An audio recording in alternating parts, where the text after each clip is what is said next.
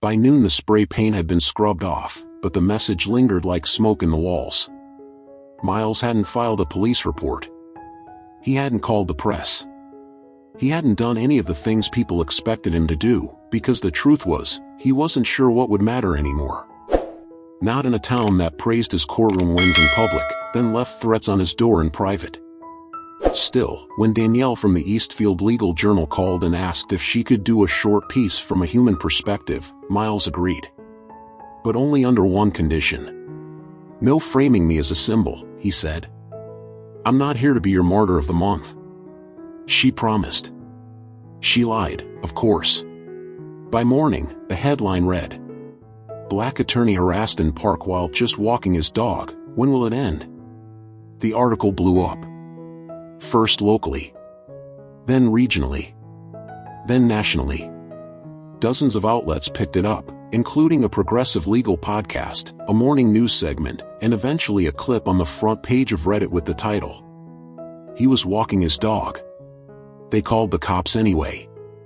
And somewhere between the shares and the hashtags, the man in the red fleece was identified. Gerald Whitmore. Retired. Former HOA president. Self-appointed neighborhood watchdog. Known for sending emails to the city about unpermitted gatherings in the park. Known for calling in noise complaints about kids playing music near the community garden. Known to neighbors as old-fashioned. Known to some as worse. And, more importantly, he was a former police officer. That wasn't in the original video. But someone recognized him. Then someone found the photo from his retirement party. Then the archive clip from a town hall speech 5 years ago, where he referred to Black Lives Matter protests as domestic disruptions. It was all public now. And suddenly, the town that had tried to shrink from the moment was the epicenter of a national conversation. On Thursday, the Eastfield Town Council opened their monthly meeting with the usual agenda: traffic lights, zoning permits, and garbage pickups. But by item 5, the crowd was on its feet, demanding to address what had happened in the park. "I have kids that walk that same path," said a woman named Carla, voice shaking. "And if Mr. Booker hadn't been a lawyer, hadn't been calm, hadn't been able to speak, we could have been reading a different headline." Another resident stood, his face red. "This is not who Eastfield is." And from the back, someone shouted, "It is if we don't change it." Miles sat in the front row, not to speak, but to watch. To listen. Camille was beside him. Her hand in his. Juno at their feet, quiet and steady, unaware of the firestorm her Saturday walk had sparked. Then the mayor took the mic. She was a polished woman with a kind smile and the instincts of a politician raised on focus groups. She cleared her throat and said the words Miles had expected, but not the ones he needed. "We do not tolerate racism in this community," she said. "We support Mr. Booker and his family, and we condemn any hateful language or action that has occurred." Applause followed. Half-hearted. Polite. Measured. But Miles didn't clap. He stood instead. "Madam Mayor," he said, "thank you. But I don't need support. I need change." She blinked. "Mr. Booker, I believe we are working toward."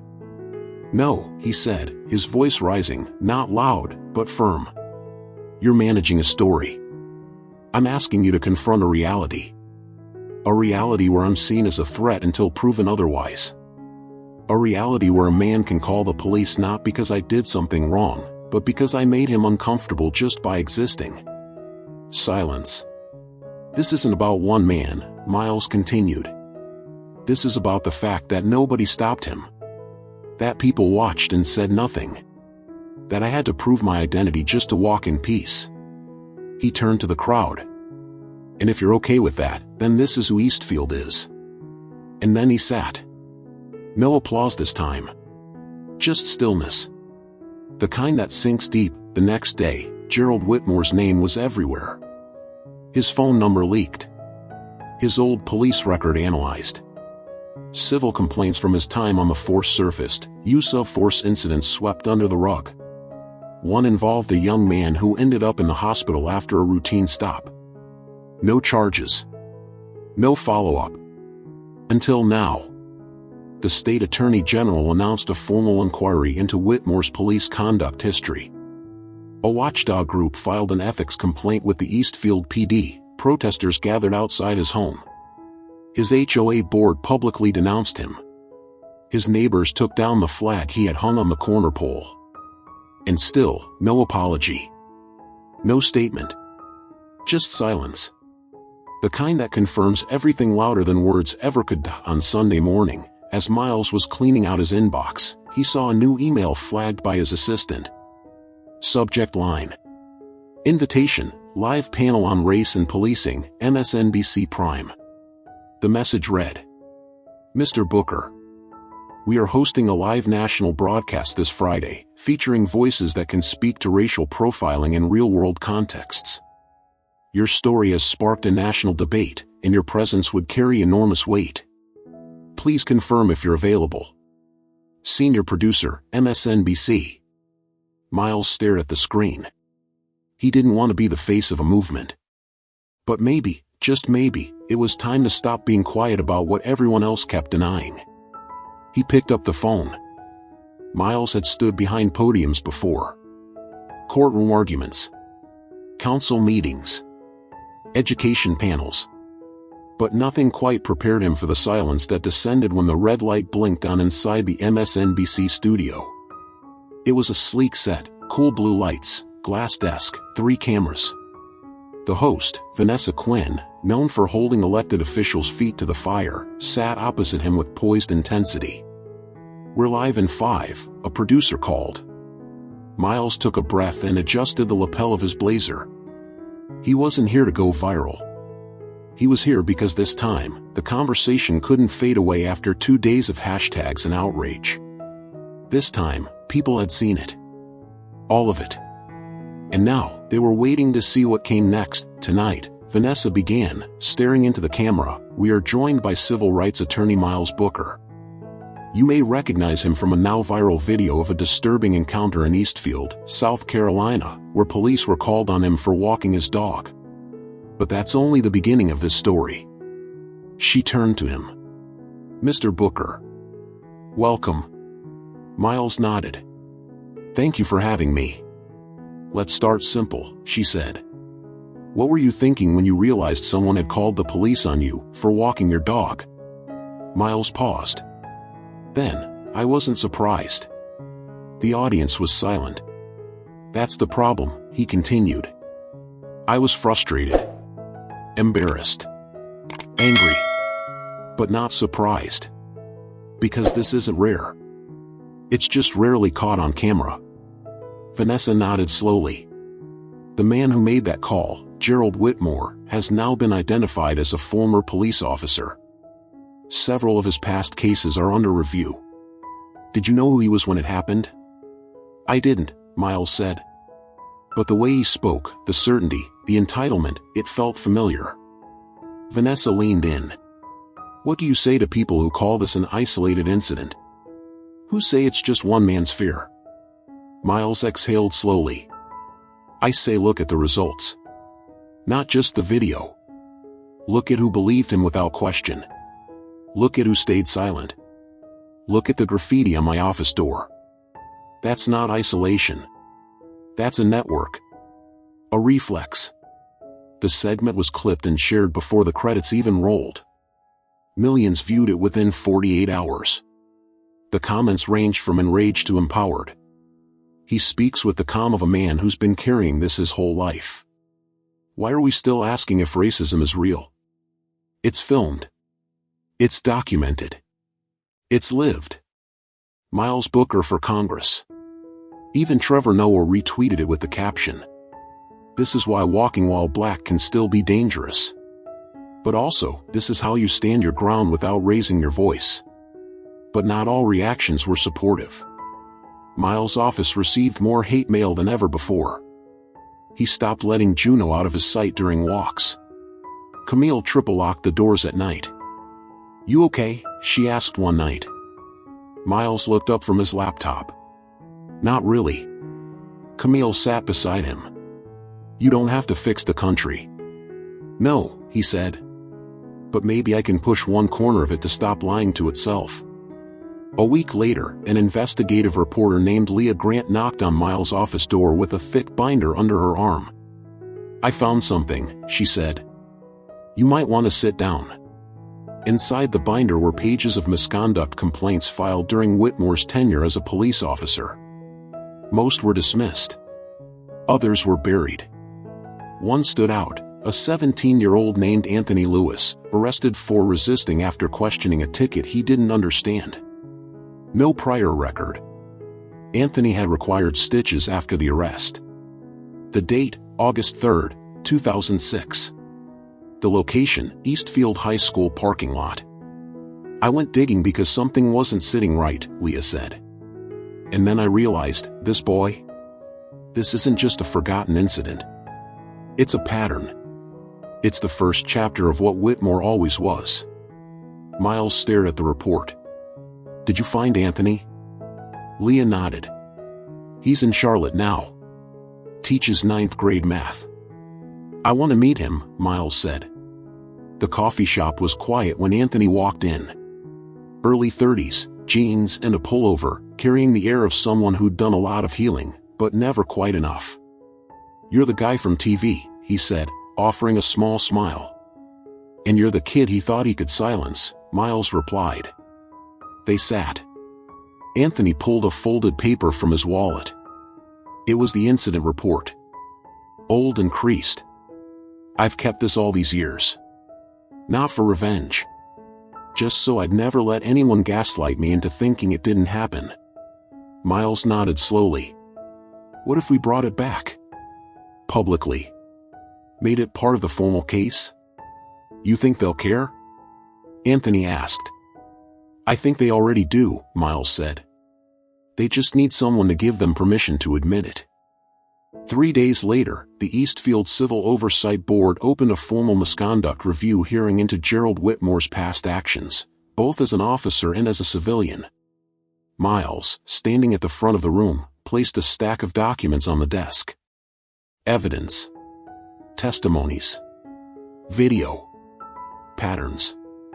He looked the board members in the eye. "I'm not here to destroy a man," he said. "I'm here to hold up a mirror and ask what kind of community we are when the reflection makes us uncomfortable." And this time? No one looked away. The hearing room wasn't a courtroom, but it might as well have been. Rows of plastic chairs were filled to capacity, some with community members who had followed every twist in the story, others with city officials, former students of Anthony Lewis, and more than a few reporters scribbling in the margins. At the front, a panel of 5 Eastfield Oversight Board members sat in silence as Gerald Whitmore took his seat at the defense table. He looked older now. Or maybe just smaller. No red fleece. No phone camera in hand. Just a man exposed, cornered by his own history. Anthony Lewis sat behind Miles in the audience, eyes locked forward, his statement folded neatly in his lap. He hadn't spoken publicly about what had happened in 2006, until today. "I was 17, Anthony began. I had just gotten my first car. I didn't understand why I was being ticketed, so I asked questions, maybe too many, maybe too loudly. What happened next wasn't a conversation. It was a takedown." He held up the old incident report. "This paper is a fossil. Proof that what I experienced didn't just live in my memory, it was recorded, processed, filed away, and then forgotten. Until now." The boardroom was dead silent. "I'm not here for revenge," Anthony said. "I'm here because if a man like Gerald Whitmore could do this then, what makes us think he wouldn't keep doing it now?" He sat down to quiet applause. Not the kind that erupts, but the kind that simmers with meaning. Then it was Miles' turn. "This isn't about canceling a man," Miles said, addressing the board. "It's about accountability. It's about the fact that every action we fail to challenge becomes a precedent. A signal to the next generation that silence is safer than truth." He placed Gerald's misconduct file on the table. "This is not an isolated case. It's a case study. A portrait of what happens when power meets fear and is never checked." He turned to the crowd. "You want to know what I was doing the morning he called the police on me? I was walking my dog. I had my headphones in. I had no idea I was being seen as a threat until the police lights showed up. He faced the board once more. And the terrifying part?